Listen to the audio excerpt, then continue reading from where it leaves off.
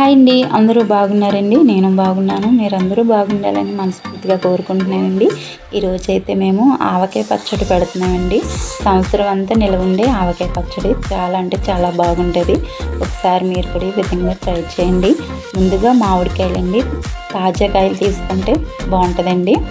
ఇవి అప్పుడే తోట నుంచి తీసుకొచ్చిన మామిడికాయలండి. ఒక 25 కాయలు మామిడికాయలు తీసుకొని నీటిలో నానబెట్టుకొని ఒక అరగంట ఉంచుకొని దాన్ని క్లాత్తో తుడిసేసుకొని ఆరబెట్టుకోవాలండి మామిడికాయలు. తర్వాత ముక్కలు కొట్టించుకోవాలండి. ముక్కల మధ్య పొర ఉంటుందండి, ఆ పొర తీసేసుకొని నీట్గా ముక్కలు తుడిసేసుకొని కొంచెం ఆరనివ్వాలండి. తడి ఆరాలి, తడి ఉండకూడదు మామిడికాయ ముక్కలకి.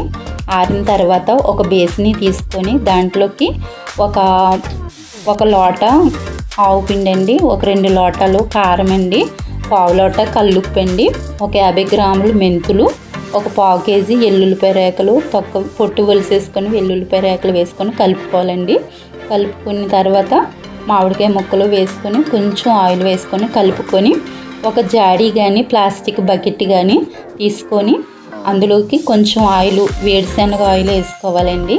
ఒక 2 కేజీలు వేరుశనగ ఆయిల్ తీసుకొని బకెట్లో అడుగుని వేసుకొని ఈ ముక్కల్లోని కారము కలిసేటట్టుగా నూనె వేసుకొని కలుపుకొని బకెట్లోకి వేసుకోవాలండి.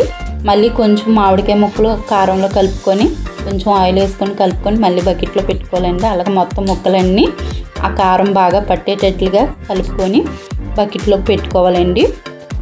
పెట్టేసుకొని లాస్ట్ నుండి దీనికి మళ్ళీ ఆయిల్ వేసుకోవాలండి. వేసుకొని అంతా బాగా అన్నీ ములిగేటట్లుగా ముక్కలు పెట్టుకొని జాగ్రత్తగా దీన్ని ఒక పక్కకు పెట్టుకోవాలండి. ఎందుకంటే ఈ పచ్చడి చాలా జాగ్రత్తగా ఉంచుకోవాలండి. ఏమాత్రం కాళ్ళు తగిలినా కూడా ఈ పచ్చడి పాడైపోద్దండి. ఒక పక్కన ఎవరు తిరగలేని ప్లేస్లో పెట్టుకొని 3 రోజులు ఉంచుకోవాలండి. 3 రోజుల తర్వాత ఈ పచ్చడి మళ్ళీ తీసుకోవాలండి.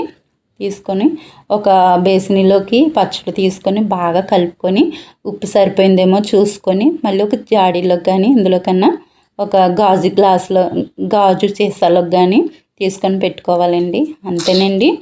చాలా కొంచెం కష్టంగానే ఉంటుందండి ఆవకాయ పచ్చడి, కానీ సంవత్సరం అంతా చాలా బాగుంటుందండి పచ్చడి. ఆవకాయ పచ్చడి ఇష్టపడలేని వాళ్ళు ఎవరు ఉండరండి. వేడి వేడి అన్నంలో నెయ్యి వేసుకుని ఆవకాయ పచ్చడి వేసుకొని పప్పు వేసుకొని తింటే చాలా బాగుంటుందండి. మీకు ఈ వీడియో నచ్చితే లైక్ చేయండి, షేర్ చేయండి, సబ్స్క్రైబ్ చేసుకోండి.